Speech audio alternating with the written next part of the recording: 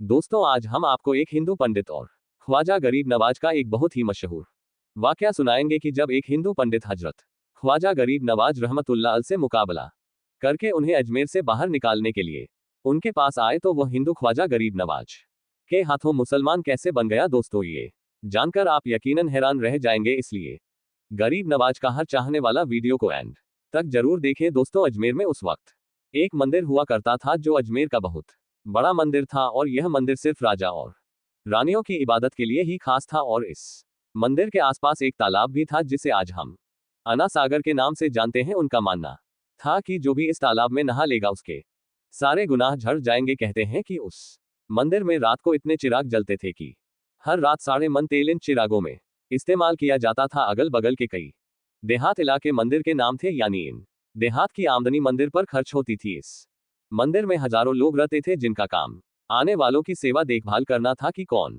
सा खुदा बेटा देता है और कौन सा देवता सेहत और तंदुरुस्ती का मालिक है और किस मूर्ति के पूजने से दौलत की बारिश होती है।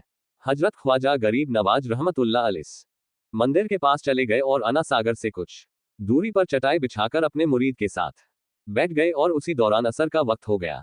लिहाजा आप रहमतुल्लाह अलैह ने हजरत कुतुबुद्दीन बख्तियार काकी रहमतुल्लाह से अजान देने को कहा। कुफर शिर्क का गढ़ अजमेर में अल्लाह की वहदानियत और मोहम्मद सल्लल्लाहु अलैहि वसल्लम की रिसालत का ये पहला ऐलान था। वो लोग इस्लाम को नहीं जानते थे कि इस्लाम क्या है। चुनांचे अजान की आवाज सुनकर वो हैरान हो गए और सब अपने घर से निकल आए। चुनांचे सब मुसाफिरों ने अना सागर के पास से वजू किया और नमाज पढ़ना शुरू कर दी। सब हिंदू हैरान रह गए कि भगवान तो अंदर है तो ये लोग फिर किस भगवान को पुकार रहे हैं। और हिंदुओं की दिलचस्पी इन मुसाफिरों में बढ़ने लगी। 5 वक्त की अजान होती और नमाज अदा की जाती। आखिर राजा तक ये बात पहुंच गई कि कुछ मुसाफिर आए हैं जो मुसलमान हैं, 5 वक्त अजान देते हैं और हमारे पवित्र तालाब को हाथ मुंह धोकर गंदा करते हैं और हमारे धर्म के खिलाफ बातें करते हैं। कहते हैं कि मूर्तियां पूजने के काबिल नहीं है, ये तो सिर्फ पत्थर है, इसलिए इन्हें यहां से उठाया जाना चाहिए। राजा ने फकीरों को पैगाम भिजवाया कि तुम लोग मांस गोश्त खाते हो और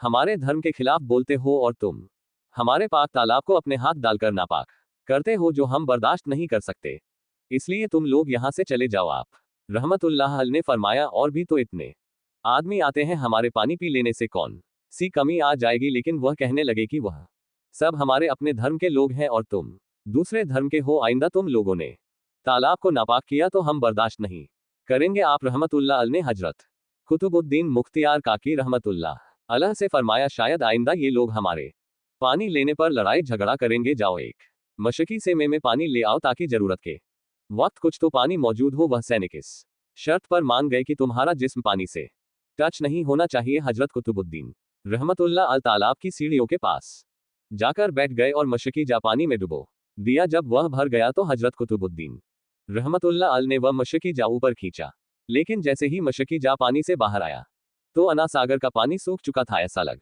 रहा था कि अना सागर का सारा पानी मशकी जा में बंद हो गया था। सागर का सूखना था कि पूरे अजमेर में कोहराम मच गया। सारे इलाके में खबर फैल गई कि मुसाफिर फकीर ने जादू के दम से अना सागर को सुखा दिया है। राजा पृथ्वीराज चौहान ने जब ये सुना तो वह बहुत परेशान हो गया। उसने अपने वजीर को बुलाया।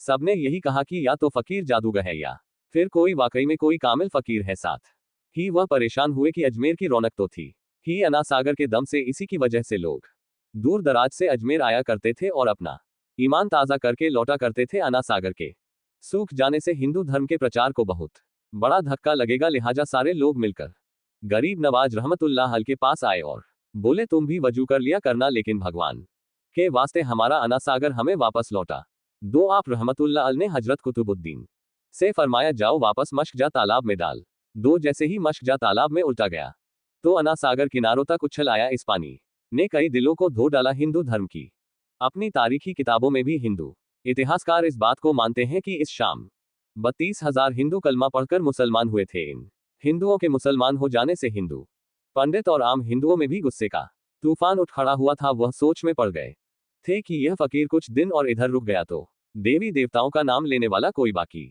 नहीं होगा। लिहाजा लोगों ने राजा को मजबूर किया कि जल्द से जल्द कुछ किया जाए। राजा पृथ्वीराज चौहान ने मंदिर के बड़े पंडित रामदेव को बुलाया और उसे गरीब नवाज रहमतुल्लाह अलैह से मुकाबला करके जल्द से जल्द उन्हें हराने को कहा और अजमेर से बाहर निकल जाने का हुक्म दिया। रामदेव अपने वक्त का जानामाना पंडित था जिसके इल्मी काबिलियत की दूर दूर तक धूम मची हुई थी।